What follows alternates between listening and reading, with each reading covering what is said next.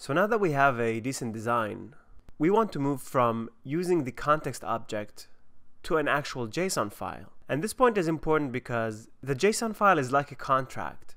It could be coming offline from this JSON file that we have here, but that JSON could have been coming from the online web. So we'll read that JSON file, and we're not going to use async for now. Then create a new app.ts file, and that will automatically produce the compiled JavaScript file. Because we want the ability to debug the JavaScript file, we're going to add it to the project. Next, I'm going to show you something really cool. We're going to paste in a JSON file on this service and generate a module along with our interface that we can then access with awesome IntelliSense.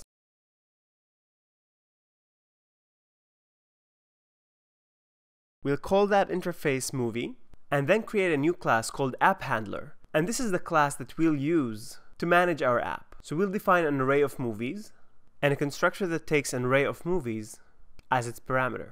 We'll set that as the internal movies variable. Now let's go back to our default HTML file, define and instantiate a new app handler. Now to do that, we have to reference the JavaScript file that the app handler now lives in. Now on success, we'll want to take that JSON file that we just read from the file system and pass it to the app handler. Once we have it, we'll write a method called getMovie that takes a position in that array and returns the movie there. We'll try to grab the first movie in the list, and then in the context object, instead of hard-coding the data, we're going to use the data coming from the JSON file.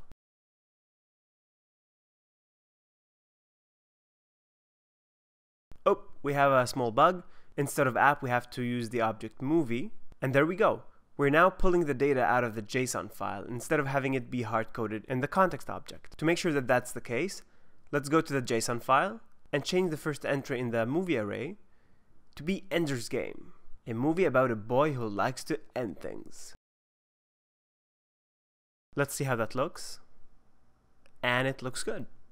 The last thing we want to do is, because we've previously hard-coded the number of stars a movie gets as part of the add stars tag, now we'll want to undo that work and make it get the number of stars dynamically as part of the context. We'll morph the helper method into a normal method, call it add stars, and pass the generated HTML through the context as a tag in the template. Now the number of stars is coming from the JSON file as well.